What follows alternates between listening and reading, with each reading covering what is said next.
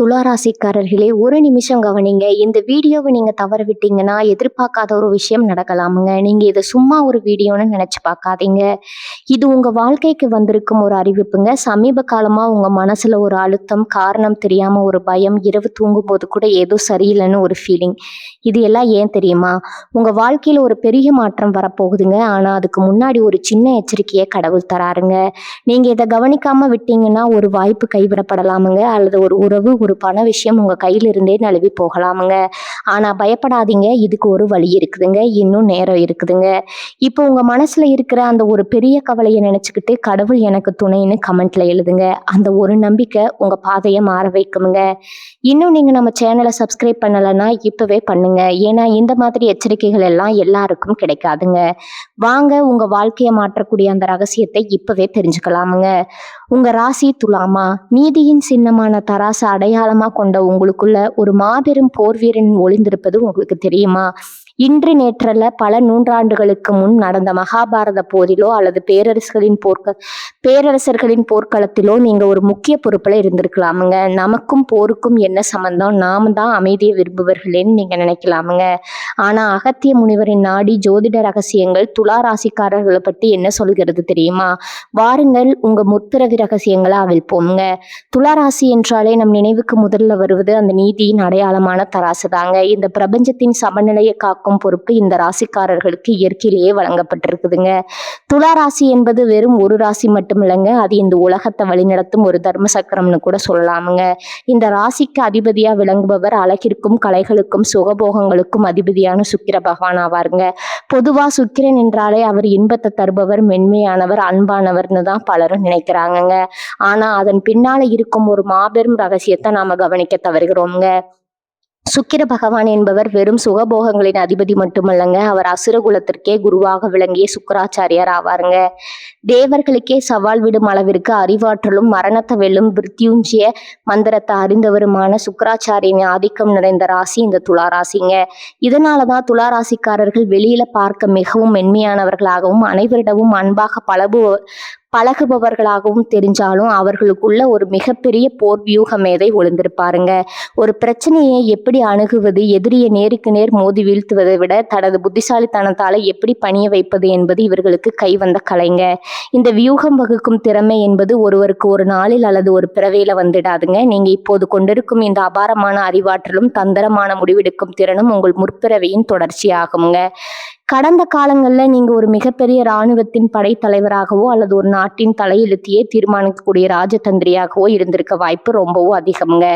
போர்க்களத்துல ஒரு தளபதி எப்படி தனது படைகளை அணிவகுக்க செய்வாரோ அதே போன்ற ஒரு மனநிலையை நீங்க உங்க அன்றாட வாழ்க்கையிலும் கொண்டிருப்பீங்கங்க. எந்த ஒரு காரியத்தை தொடங்குவதற்கு முன்பும் அதன் சாதக பாதகங்களை மிக நுணுக்கமா ஆராய்வீங்க.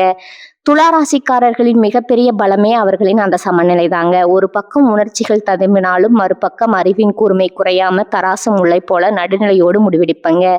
சுக்கராச்சாரியார் எப்படி அசுரர்களுக்கு இக்கட்டான சூழ்நிலைகளை வழிகாட்டி அவர்களை வெற்றியை நோக்கி அழைத்து சென்றாரோ அதே போல நீங்க உங்க குடும்பத்திலோ அல்லது பணிபுரியும் இடத்திலோ ஒரு சிறந்த வழிகாட்டியா திகழ்வீங்க. மற்றவர்கள் குழம்பி போய் நிற்கும் வேளையில நீங்க மட்டும் அமைதியா இருந்து அந்த பிரச்சனைக்கான மூல காரணத்தை கண்டறிந்து அதை வேரோடு பிடுங்கி எறிவீங்க. எதிரிகளை கையாளுவதில் துலா ராசிக்காரர்கள் மிகவும் தனித்துவமானவர்களுங்க. இவர்களுக்கு தேவையில்லாம பகைமையை வளர்த்து கொள்ள பிடிக்காதுங்க. ஆனா யாராவது இவர்களை சீண்டினா அவர்கள் நினைத்து கூட பார்க்க முடியாத அளவுக்கு ஒரு தந்திரமான வியூகத்தை அமைப்பாங்க. அது ஒரு சதுரங்க வேட்டையை போல இருக்குமுங்க. எதிரியின் அடுத்தடுத்த நகர்வுகளை முன்கூட்டியே கணிக்கும் ஆற்றல் இவர்களுக்கு இருக்குமுங்க. இது ஒரு போர் வீரனுக்கு இருக்க வேண்டிய மிக முக்கியமான பண்புங்க. முற்பிறவியில நீங்க தர்மத்திற்காக போராடிய ஒரு வீரனா இருந்த காரணத்தாலதான் இந்த பிறவியிலும் அநீதி எங்க நடந்தாலும் உங்க மனம் துடிக்குதுங்க. அன்பிற்கும் தந்திரத்திற்கும் இடைப்பட்ட அந்த மெல்லிய கோட்டில் பயணம் செய்பவர்கள் நீங்கள். அன்பா எதையும் சாதிக்கலாம் என்பது உங்கள் கொள்கையாக இருந்தாலும் தேவைப்படும் இடத்துல அந்த சுக்கராச்சாரியாரின் ஆக்ரோஷமான அறிவாற்றலை வெளிப்படுத்த தயங்க மாட்டீங்க. இந்த வியூக மனப்பான்மை உங்கள் தொழில் மற்றும் வியாபாரத்திலும் மிகப்பெரிய வெற்றியை தேடித்தருமுங்க. மற்றவர்கள் சாதாரண கண்ணோட்டத்துல பார்க்கும் ஒரு விஷயத்த நீங்க ஒரு போர் மேதையின் கண்ணோட்டத்துல பார்ப்பீங்க. அந்த பார்வையில ஒரு தீர்க்க தரிசனம் இருக்குமுங்க. உங்களிடம் இருக்கும் இந்த பண்பு முற்பிறவையில நீங்க பெற்ற போர்க்கால பயிற்சிகளின் எச்சம்தாங்க. ஒரு படை வீரன் எப்படி எப்போதும் விழிப்புணர்வோடு இருப்பானோ அதே போல உங்க ஆழ்மனம் எப்போதும் ஒரு விழிப்பு நிலையில இருக்குமுங்க. உங்களை ஏமாற்றுவது என்பது அவ்வளவு எளிதான காரியம் அல்லங்க. ஒருவரின் பேச்சை கேட்டு அவர் உண்மையை சொல்கிறாரா அல்லது கபட வேடம் போடுகிறாரா என்பதை நீங்க கண்டுபிடிச்சிடுவீங்க. இது உங்களின் 6வது அறிவு மட்டுமல்லங்க, முற்பிறவியின் அனுபவ அறிவுங்க. ஆகவே துளாராசிக்காரர்களாகிய நீங்கள் உங்களை வெறும் மென்மையானவர்களா மட்டும் பார்க்காதீங்க. உங்களுக்குள்ள ஒரு மிகப்பெரிய சாம்ராஜ்யத்தை ஆளும் திறமையும் போர்க்களத்தை வழிநடத்தும் ஆளுமையும் இருக்குதுங்க. இந்த பிறவியில நீங்க அமைதியை விரும்பினாலும் உங்களின் அந்த வியூகங்கள் எப்போதும் தர்மத்தின் பக்கமே நிற்குங்க. சுக்கராச்சாரியரின் ஆசியும் உங்கள் முற்பிறவி தவப்பயனும் இணைந்து உங்களை ஒரு சிறந்த வெற்றியாளரா மாற்றும் என்பதில் ஐயமில்லைங்க. உங்க வாழ்வின் ஒவ்வொரு அடியும் ஒரு திட்டமிட்டபடி வெற்றி பயணமாகுங்க. அகத்திய மாமுனிவர் அருளிய ஞான பொக்கிஷமான நாடி சுவடுகளின் அடிப்படையில துளாராசியில பிறந்தவர்களின் முற்பிறவி ரகசியங்கள் மிகவும் வியக்கத்தக்கவைங்க. பிரபஞ்சத்தின் சமநிலை காக்கும் தராசு சின்னத்தை கொண்ட நீங்க முற்பிறவையில ஏதோ ஒரு சாதாரண மனிதரா வாழ்ந்திருக்க வாய்ப்பே இல்லைங்க. காலத்தின் சக்கரத்துல பின்னோக்கி சென்றா உங்கள் ஆன்மா ஒரு மாபெரும் போர்க்களத்தின் நாயகனா திகழ்ந்ததை உணர முடியுமுங்க.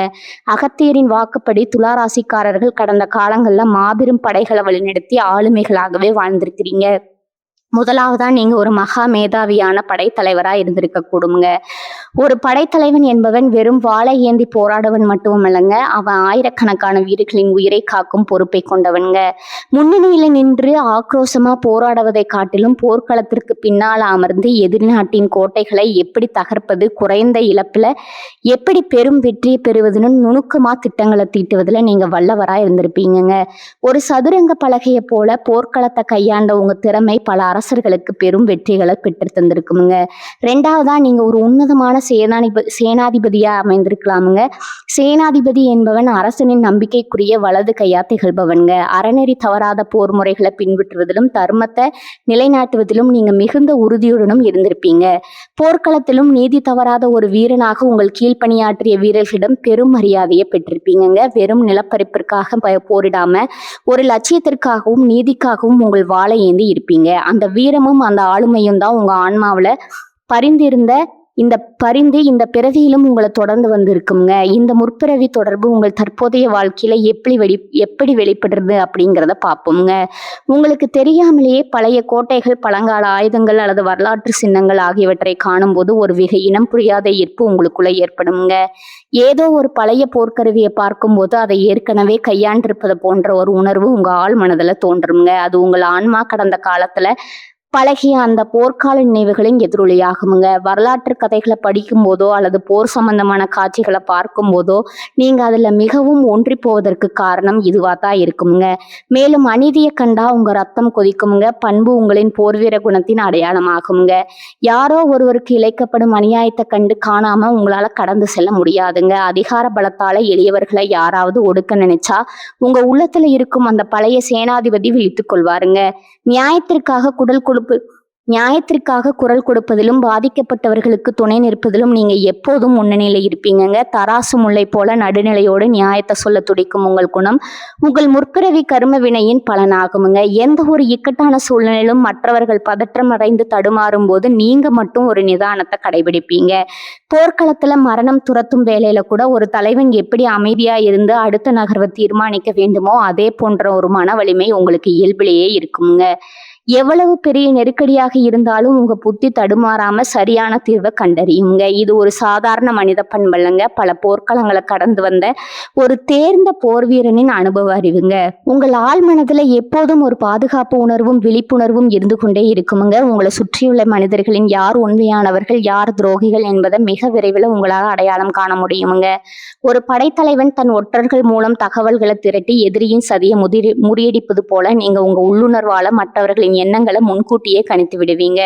இந்த அபாரமான கணிப்பு திறன் நீங்க முற்பிறவியில செய்த தவத்தினாலும் வழிநடத்திய போர்கள் அனுபவங்களினாலும் உங்களுக்கு கிடைத்த கொடையாகுமுங்க. அகத்தியர் போன்ற சித்தர்கள் மனிதனின் முற்பிறவிய வெறும் கதையா சொல்லலைங்க, அது ஒரு தொடர்ச்சியான பயணம்ங்க.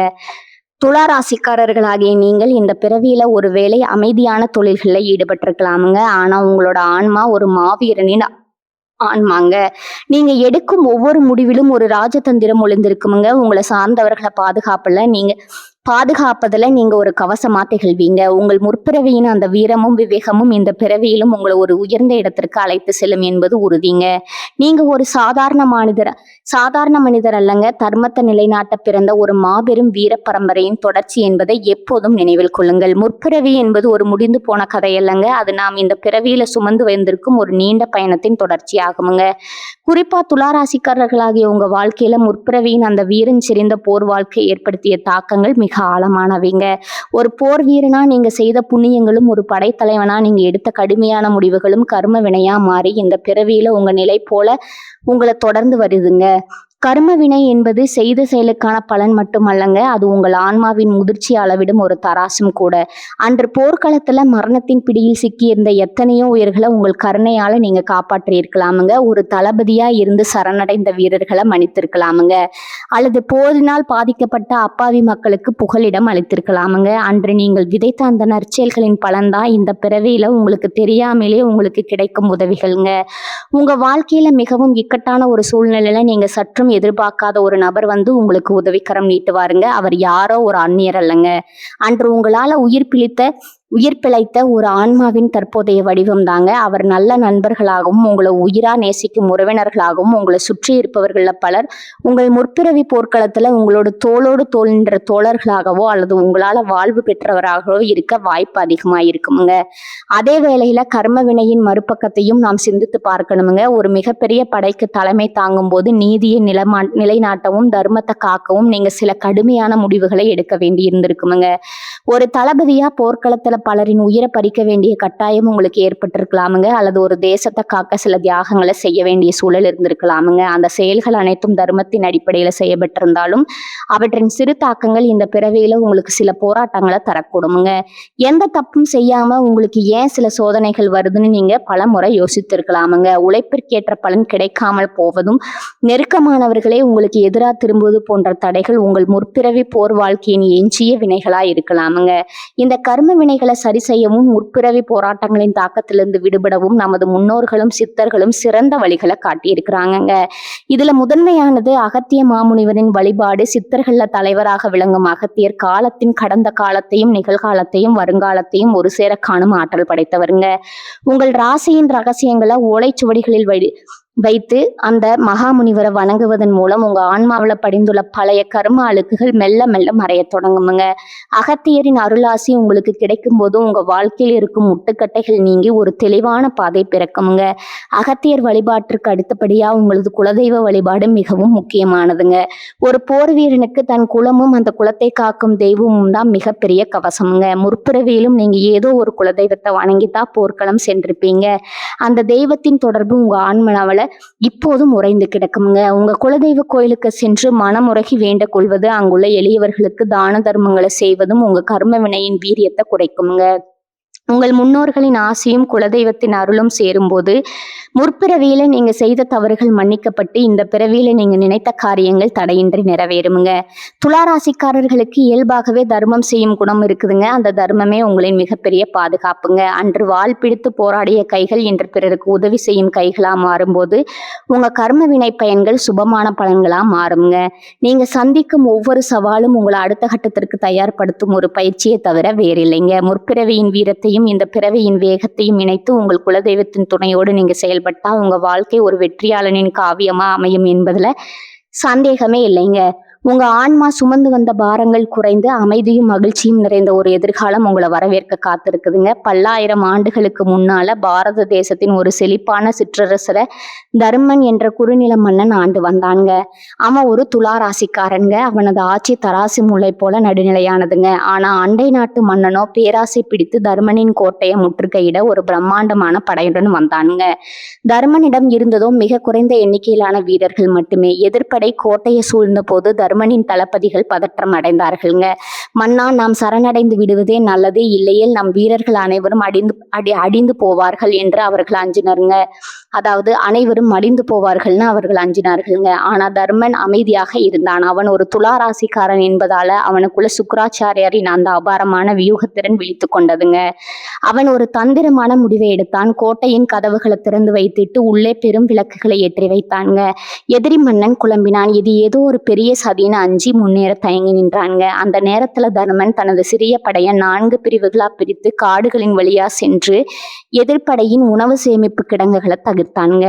நேரடியா போராடுவதை விட எதிரியின் பலவீனத்தை அறிந்து செயல்படும் அவனது அந்த மாஸ்டர் பிளான் வேலை செய்ததுங்க. உணவின்றி குழப்பத்தில் இருந்த எதிர்ப்படை தானாகவே பின்வாங்கியதுங்க. ஒரு சொட்டு ரத்தம் சிந்தாம தனது புத்திசாலித்தனத்தால ஒரு மாபெரும் போரை வென்றான் தருமன். அன்று அவன் காட்டிய அந்த நிதானமும் நீதியும் தான் இன்று துளாராசிக்காரர்களாகிய உங்களிடம் இருக்கும் வியூகம் வகுக்கும் திறமைங்க. காலங்கள் கடந்தன, அந்த தர்மம் தான் என் துளாராசிக்காரராக பிளந்திருக்கிறாங்க. அன்று அவன் காப்பாற்றிய அந்த போர் வீரர்கள் தான் இன்று அவனுக்கு இக்கட்டான நேரத்துல உதவும் நண்பர்களாகவும் உறவினர்களாகவும் இருக்கிறாங்கங்க. அன்று அவன் எடுத்த சில கடினமான முடிவுகள் தான் இன்று அவனுக்கு சில தடைகளா வருதுங்க. ஆனா அவன் தன் குலதெய்வத்தையும் அகத்தியரும் வணங்கும் போது அந்த பழைய கர்ம வினைகள் நீங்கி மீண்டும் ஒரு வெற்றியாளரா நிமிர்ந்து நிற்கிறானுங்க. இது வெறும் கதையல்ல, துளாராசிக்காரர்களின் ஆன்மாவில் பதிந்துள்ள ஒரு வீர வரலாறுங்க. உங்களுக்குள்ள இருக்கும் அந்த தர்மன் எப்போதும் விழிப்புடனே இருக்கிறானுங்க. உங்கள் ஒவ்வொரு முடிவிலும் அந்த பழைய படைத்தலைவனின் அனுபவம் ஒளிந்திருக்குதுங்க. உங்க மனதிற்குள்ள என்றாவது ஒரு போர் வீரனை போல உணர்ந்திருக்கிறீர்களா? அல்லது உங்களுக்கு துப்பாக்கி சுடுதல், வாழ்வீச்சு போன்ற கலைகள்ல ஆர்வம் இருக்குதுங்களா? உங்க கருத்துக்களை கமெண்ட்ல சொல்லுங்க. துளாராசிக்காரர்களே, நீங்க வெறும் அமைதி புறாக்கள் மட்டுமல்லங்க, தர்மத்தை நிலைநாட்ட பிறந்த போர் வீரர்கள்ங்க. இந்த வீடியோ பிடிச்சிருந்தா லைக் பண்ணுங்க. உங்க துளாராசிக்கார நண்பர்களுக்கும் ஷேர் பண்ணுங்க. துளாராசிக்காரர்களே, இந்த வீடியோவை இவ்வளவு நேரம் முழுசா பார்த்ததுக்கு ஒரு அர்த்தம் இருக்குதுங்க. நீங்க வாழ்க்கையை சும்மா வாழ்ந்துட்டு போறவங்க இல்ல, ஒரு இலக்கை கொண்டு வாழ்க்கையை வாழ்றவங்க. சில நேரம் வாழ்க்கை உங்களை சோதிச்சிருக்கலாமுங்க. சில விஷயங்கள் நம்ம கையில இருந்தும் நழுவி போயிருக்கலாமுங்க. அதனால நீங்க மனசு உடைஞ்சு போன நேரங்களும் இருக்குமுங்க. ஆனா ஒரு விஷயம் மட்டும் மறந்துடாதீங்க, அந்த ஒவ்வொரு அனுபவமும் உங்களை உருவாக்கி இருக்குதுங்க. இன்னைக்கு நீங்க இவ்வளவு ஸ்ட்ராங்கா இருக்கீங்கன்னா அது அந்த கஷ்டங்களால தாங்க. இப்ப நீங்க நிக்கிற இந்த நிலை ஒரு முடிவு இல்லைங்க, அது ஒரு பவர்ஃபுல்லான ஸ்டார்டிங் பாயிண்ட்டுங்க. ஜோதிடம் என்ன சொல்லுது தெரியுமா? உங்க வாழ்க்கை மெதுவா ஒரு நல்ல பாதைக்கு திரும்புது. நீங்க எதிர்பார்த்த அந்த மாற்றம் அதிக தூரத்துல இல்லைங்க. ஆனா அந்த மாற்றத்தை அனுபவிக்கணும்னா ஒரு விஷயம் மட்டும் தேவைங்க, அதுதான் உங்க நம்பிக்கைங்க. நீங்க உங்களை நம்பணும், உங்க முடிவுகளை நம்பணும், உங்க பாதையை நம்பணுங்க. ஏன்னா நீங்க நம்புற அளவுக்கு தான் உங்க வாழ்க்கை உங்களுக்கு திரும்ப கொடுக்குமுங்க. இப்ப இருந்து என்ன ஆகும்னு பயப்படுறத விட்டுட்டு என்னால முடியும்னு நம்ப ஆரம்பிங்க. அந்த ஒரு மாற்றம் உங்க வாழ்க்கையை முழுக்க மாற்றுமுங்க. நீங்க தோல்வியை பார்த்தவங்க இல்ல, நீங்க கத்துக்கிட்டவங்க. நீங்க தள்ளப்பட்டவங்க இல்ல, நீங்க மேலே ஏறுற வழியில இருக்கிறவங்கங்க. இப்போ ஒரு நிமிஷம் உங்க கண்களை மூடுங்க. உங்க வாழ்க்கை எப்படி இருக்கணும்னு நீங்க நினைக்கிறீங்களோ அந்த காட்சியை மனசுல நினைச்சு பாருங்க. அது சாத்தியம் இல்லைன்னு யாருமே சொல்ல முடியாதுங்க. ஏன்னா அந்த சக்தி உங்களுக்குள்ள இருக்குதுங்க. ஜோதிடம் உங்களுக்கு வழிகாட்டுதுங்க. ஆனா அந்த வழியில நடக்கிற சக்தி, தைரியம், முடிவு அது முழுக்க முழுக்க உங்க கையில தான் இருக்குதுங்க. இப்ப இருந்து ஒரு முடிவு எடுத்துக்கோங்க. என்ன நடந்தாலும் நான் முன்னேறி போவேன், என்ன தடைகள் வந்தாலும் நான் நிக்க மாட்டேன், என் வாழ்க்கையை நான் மாற்றுவேன். இந்த முடிவை நீங்க எடுத்த அந்த நிமிஷத்துல இருந்து உங்க வாழ்க்கை மாற ஆரம்பிச்சிருக்குமுங்க. நம்பிக்கையோட இருங்க, பாசிட்டிவா நினைச்சுக்கோங்க. நீங்க டிசர்வ் பண்ற அந்த சந்தோஷம், வெற்றி, அமைதி அது உங்களை கண்டிப்பா தேடி வருங்க. துளாராசிக்காரர்களே, நீங்க சாதிக்க பிறந்தவர்கள், நீங்க ஜெயிக்க பிறந்தவர்கள். நல்லதே நடக்குமுங்க, நிச்சயமா நடக்குமுங்க. வாழ்க வளமுடன். நன்றி, வணக்கம்.